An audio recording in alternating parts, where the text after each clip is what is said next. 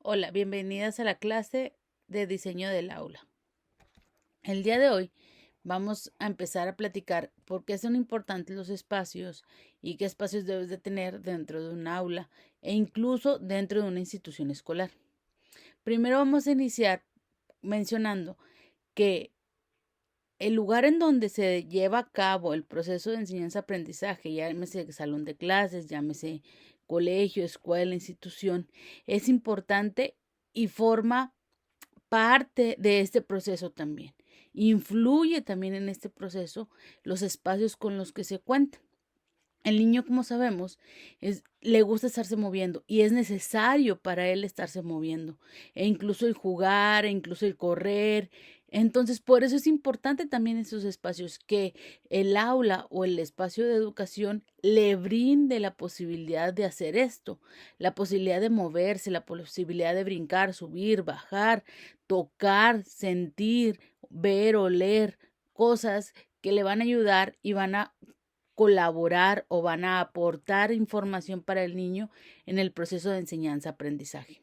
Dentro del espacio donde se da la educación, podemos encontrar dos factores que influyen en ellos o podríamos dividirlo en dos partes.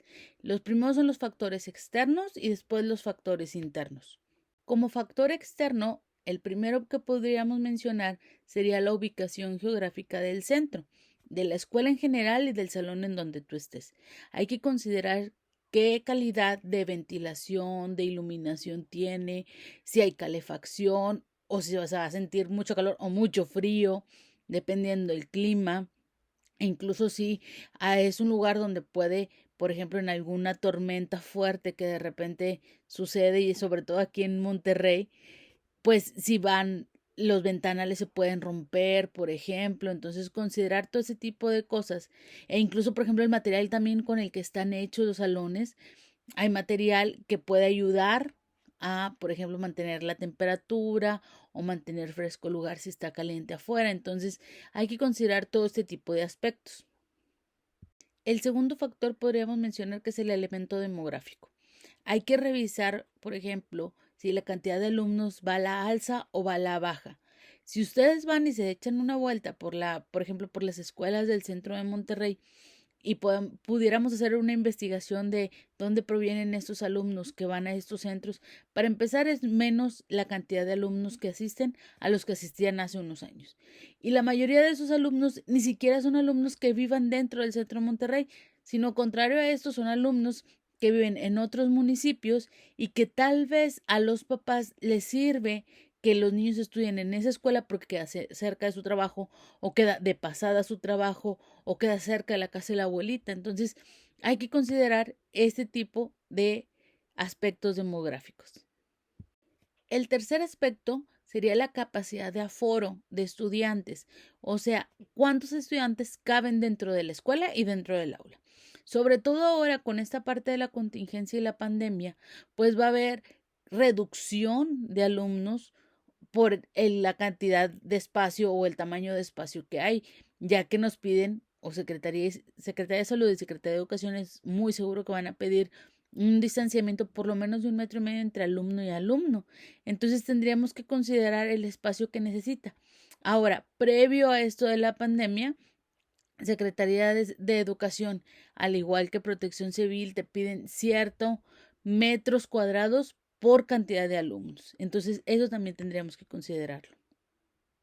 El cuarto factor sería un factor económico, que esto pudiera llegar a ser un limitante, porque hay que considerar, por ejemplo, el costo de materiales para seguir construyendo o para crear una nueva construcción dentro de la escuela, cuánto cuesta esto, cuánto cuesta mantenerlo, cuánto cuesta mantener la escuela en general.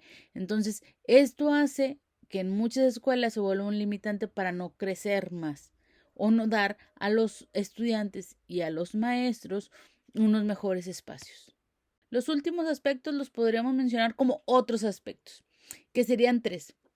La acústica del lugar, revisar cómo se escucha, qué tanto ruido hay o qué tanto volumen tienes que utilizar, por ejemplo, para tus clases. Un plan de desalojo y evacuación, eso también es importante a considerar. Y por último, el acceso. Si ya consideramos el plan de desalojo y evacuación, pues también hay que considerar los accesos con los que cuenta la escuela. Por ejemplo, si en tu escuela, ahora que está muy en boga esta parte de la inclusión, pues es muy probable que en la institución te pidan lugares con rampas, lugares donde los salones de clases, el número del salón o del grupo esté en braille, por ejemplo, para algún alumno que sea ciego. Entonces, todas estas cosas son importantes y son factores que influyen también en el proceso de enseñanza-aprendizaje.